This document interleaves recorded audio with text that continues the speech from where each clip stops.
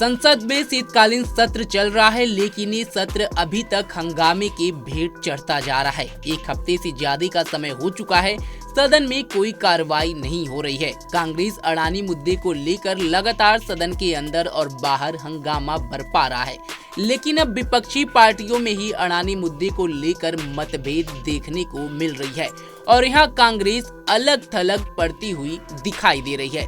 TMC और सपा अडानी मुद्दे पर कांग्रेस को आंख दिखा रहे हैं। नौबत यहाँ तक आ गई है कि ममता बनर्जी इंडिया गठबंधन को अब लीड करने की बात तक कह डाली हैं, जिसकी वजह से गठबंधन में दरार की खबरें सामने आ रही हैं। नमस्कार, मैं हूं सत्येंद्र शर्मा और आप देख रहे हैं punjabkesari.com। हरियाणा और महाराष्ट्र में करारी हार के बाद इंडिया गठबंधन के भीतर ही सियासी घमासान शुरू हो गया है। शुरुआत तृणमूल सुप्रीमो ममता बनर्जी के एक बयान से हुई है, जिसमें ममता ने इंडिया गठबंधन के प्रमुख पद पर दावेदारी कर दी है। ममता की इस दावेदारी को जहां समाजवादी पार्टी और शिवसेना यूबीटी जैसे दलों का समर्थन मिला है, तो वहीं कांग्रेस इसका विरोध कर रही है। साल 2023 में कांग्रेस के नेतृत्व में 26 विपक्षी दलों ने मिलकर इंडिया गठबंधन तैयार किया था। लोकसभा चुनाव में इंडिया गठबंधन को 236 सीटों पर जीत मिली थी और गठबंधन ने यूपी, महाराष्ट्र, बंगाल और राजस्थान जैसे राज्यों में एनडीए को कड़ी टक्कर दी थी। संसद के भीतर उद्योगपति गौतम अडानी के मुद्दे पर समाजवादी पार्टी और तृणमूल कांग्रेस से अलग स्टैंड है। कांग्रेस अडानी मुद्दे को जोर शोर से उठा रही है। यहाँ तक कांग्रेस नेताओं ने टी शर्ट भी अडानी नाम का पहनकर सदन आ रहे हैं और चेहरे पर काला मास्क भी पहने हैं, उस पर भी अडानी का नाम लिखा हुआ है।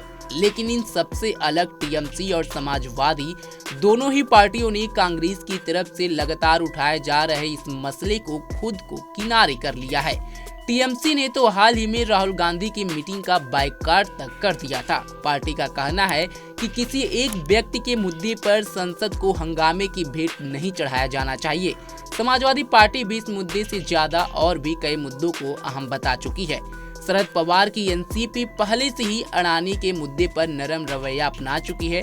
दिलचस्प बात यह है कि कांग्रेस के राहुल गांधी अडानी मुद्दे पर सबसे ज्यादा हमलावर हैं। तो वहीं उत्तर प्रदेश के संभल में मंदिर मस्जिद विवाद को लेकर हाल ही में हिंसक घटनाएं हुई थी।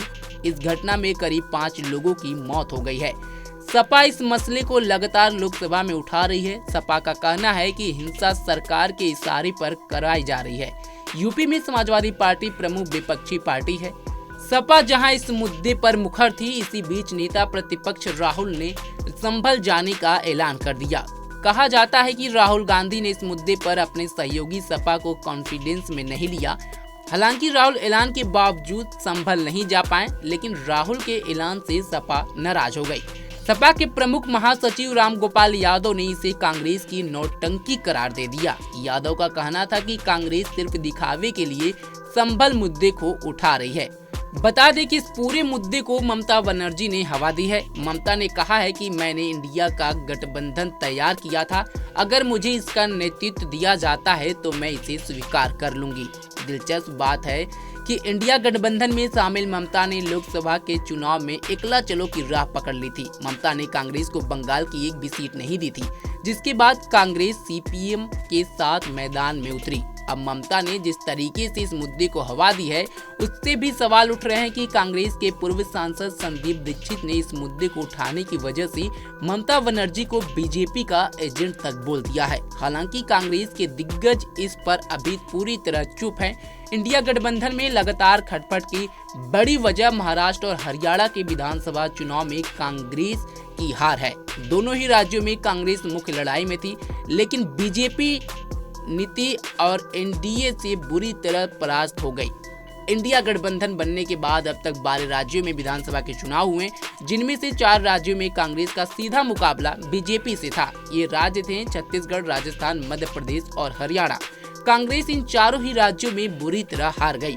कांग्रेस सिर्फ झारखंड और तेलंगाना में जीत पाई है। तेलंगाना में उसका मुकाबला केसीआर की पार्टी से था, जबकि झारखंड में हेमंत सोरेन की पार्टी बड़ी भूमिका की रोल में थी। इंडिया के भीतर अब जिस तरीके से ममता ने मांग की है, उससे यह चर्चा हो गई है कि क्या गठबंधन के भीतर कांग्रेस को अब साइडलाइन करने की तैयारी है। संख्या की लिहाजा से देखा जाए तो कांग्रेस के पास लोकसभा की 100 और राज्यसभा की 25 सीटें हैं। वहीं उसके सहयोगियों के पास लोकसभा की 136 और राज्यसभा की 61 सीटें हैं। लोकसभा में तृणमूल के पास 28 और राज्यसभा में 12 सांसद हैं। समाजवादी पार्टी के पास भी लोकसभा के 37 और राज्यसभा के 4 सांसद हैं। शिवसेना के पास लोकसभा के 9 और राज्यसभा के 2 सांसद हैं। इन तीनों के पास लोकसभा में 74 और राज्यसभा में 18 सांसद हैं। अरविंद केजरीवाल पहले ही दिल्ली में कांग्रेस से अलग लड़ने की घोषणा कर चुके हैं। केजरीवाल के पास लोकसभा के 4 और राज्यसभा के 10 सांसद हैं। कहा जा रहा है कि कांग्रेस को बैकफुट पर ढकेलने के लिए केजरीवाल भी ममता के समर्थन में आ सकते हैं। लेकिन जिस तरह से अब इंडिया गठबंधन में घमासान मचा हुआ है, इसको देख करके कोई यह तय नहीं कर सकता है कि इंडिया गठबंधन की आगे की भविष्य क्या होने वाली है। खैर, इस खबर पर आपकी क्या राय है कमेंट बॉक्स में हमें जरूर बताएं। ऐसे ही तमाम खबरों के लिए जुड़े रहे हमारे साथ और देखते रहें पंजाब केसरी.com। धन्यवाद।